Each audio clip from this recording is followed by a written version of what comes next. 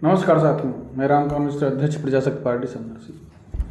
साथियों, अभी जो चुनाव प्रचार चल रहा है, मोदी जी रैलियों में बार बार कांग्रेस पर आरोप लगाते हैं कि ये अमंगल सूत्र बिकवा कर घुसपैठियों में बांट देगी पार्टी अगर कांग्रेस सत्ता में आ गई। मैं कहना चाहता हूँ, मोदी जी मंगल सूत्र बचा नहीं है बहुत सारी गरीब महिलाओं के पास। आपने जो आयुष्मान कार्ड जारी किया था, जितनी मुझे महिलाएं मिली हैं, जितने व्यक्ति मिले हैं, उनमें से एक ने भी ये नहीं बताया कि वो जो है उसको इलाज मिला है कहीं। जब वो आयुष्मान कार्ड लेके अस्पताल जाते हैं तो बता दिया जाता है बजट नहीं है।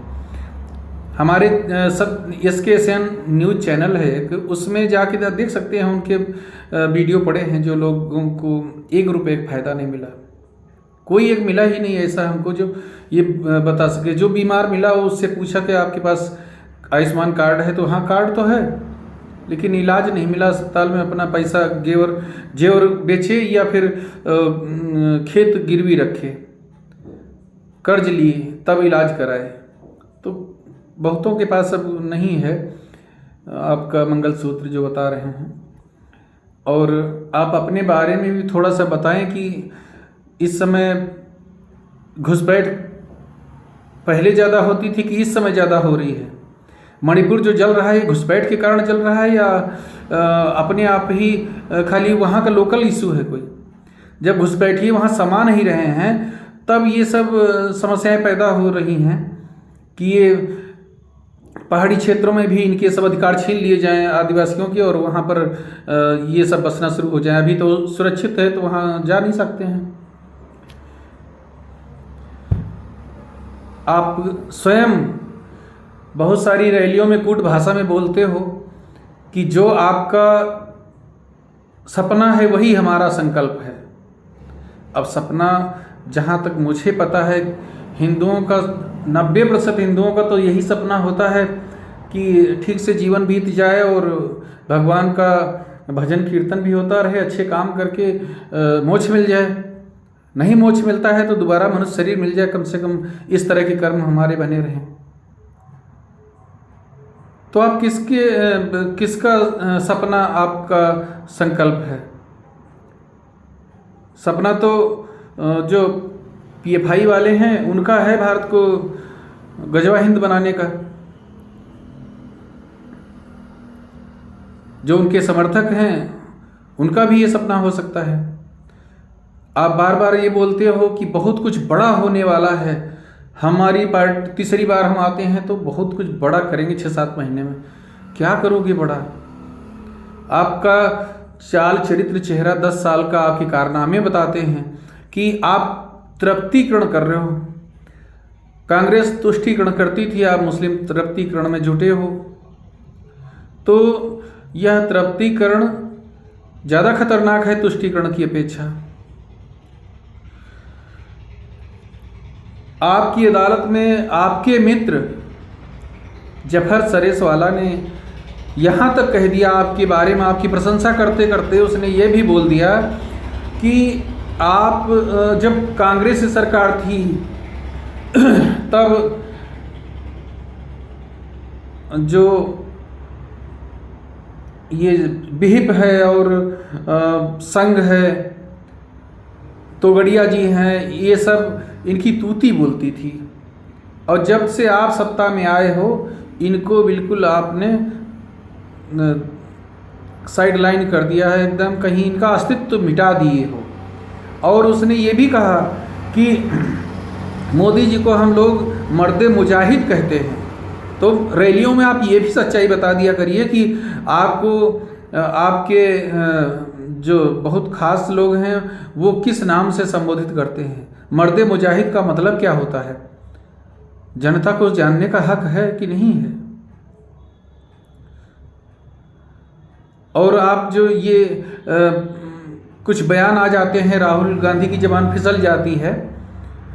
अभी हो सकता है जैसे चुनाव नज़दीक आए तो किसी कारण से या कैसे भी उनकी ज़बान फिसल के कहीं पाकिस्तान के पक्ष में भी कहीं छोटा मोटा कुछ बयान जा सकता है किसी कारण से।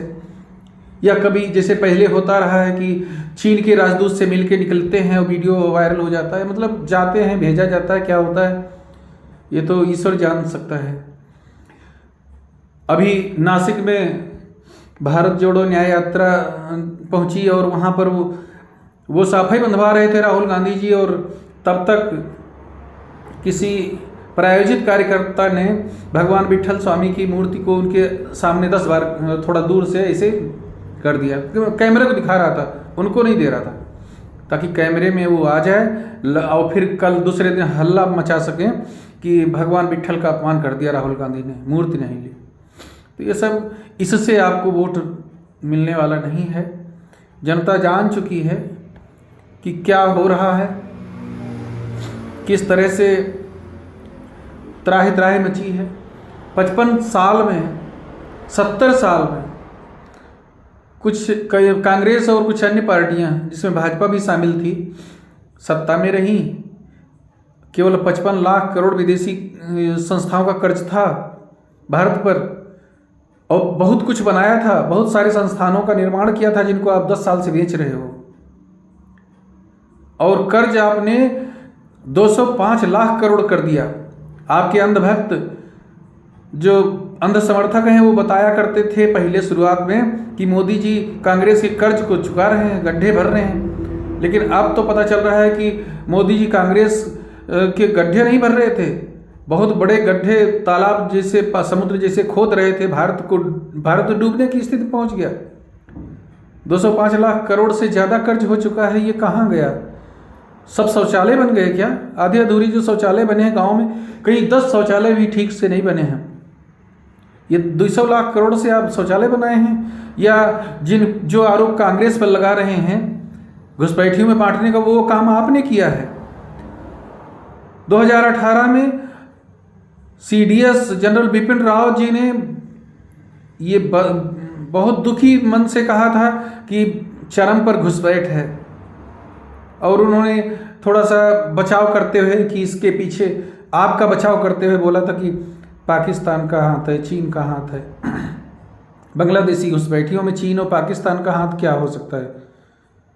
वो तो यहाँ जब उनको बुला बुला के पूरे देश में बसाया जा रहा है तो वो आ रहे हैं, उनका भी उसमें क्या दोष है?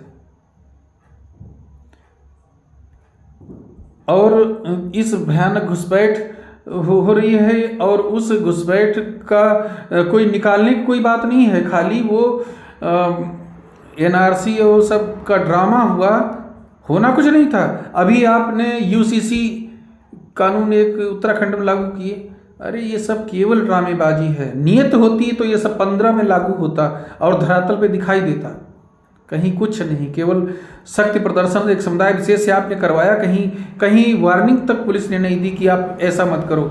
महीनों सड़कें जाम रही उस नकली UCC से, वो नकली NRC से, जो असम में उसको लागू किए तो वहाँ बंद सब, ज़्यादातर 14 लाख जो वहाँ के मूल निवासी हैं आदिवासी, उनको आप जेलों में डाले, और 4 लाख दूसरे जो घुसपैठी, और वो भी घुसपैठियों के अगर माता पिता उसमें बंद हैं तो बच्चे काम धंधा कर रहे हैं, उनके सबके नागरिक प्रमाण पत्र रजिस्टर में दर्ज हो गए, और बच्चे बंद हैं तो माता पिता के दर्ज हैं। मतलब इस तरह से कि वो भी सब कहीं कोई 4 लाख में कोई इधर उधर नहीं होगा, सब ठीक है। तो ये सब चल रहा है, और आप आरोप लगा रहे हो उस कांग्रेस के ऊपर जिसने 70 साल में ऐसा कोई काम नहीं किया।